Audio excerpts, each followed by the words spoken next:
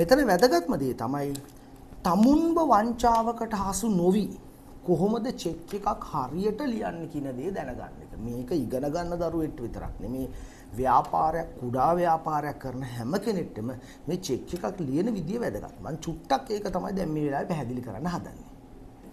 ඉස්සෙල්ලාම චෙක් එකේ දිනය ලියනවා. දැන් අපි ගත්තොත් දිනය දානවාද 26යි 2යි 20යි 25.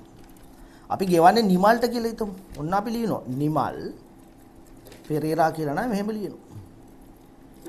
අපි මෙයාට ගෙවන්නේ 1000යි නම් 1000 මෙන්න මේම ලිව්වොත් වැරදි.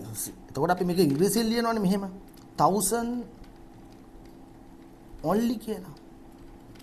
1000 මෙහෙම ලිව්වොත් වංචා කරන කෙනෙක්ට මේකේ ලොකු ඉලක්කමක් ලියන්න පුළුවන්. එහෙනම් එයාට මේක ලක්ෂයක් කරගන්න උනක් පුළුවන්. මේ තව බිංදු 3ක් දානවා එයා මෙතනට. මෙතන දානවා මෙහෙම ලියන්න පුළුවන් එයාට. 100,000 only. ඒ නිසා චෙක් එකක් ලියද්දි මේ පැත්තේ ඉඩ තියන්න එපා.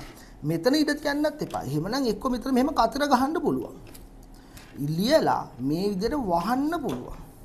චෙක් එක ලියන කෙනාට කියනවා අනකාරය කියලා. එයා තමුන්ගේ අත්සන නිවැරදිව ගහනවා. මේක තවදුරටත් චෙක් එක ආරක්ෂා කරන්න නම් මේකේ තියෙන මුදල මේ නිමල් පෙරේරා කියන කෙනාට විතරක් නම් ලැබෙන්න ඕනේ.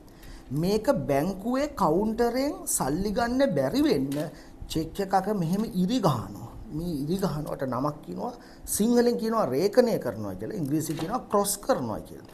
මේක වැඩියෙන්ම ආරක්ෂාවක් දෙන්න නම් නිමල්ගේ account එකට විතරක්ම නම් දාන්න අපිට මේක ලියන්න පුළුවන් account pay only කියලා. ඒක අපි මෙහෙම ලියනවා කෙටියෙන් AC pay only.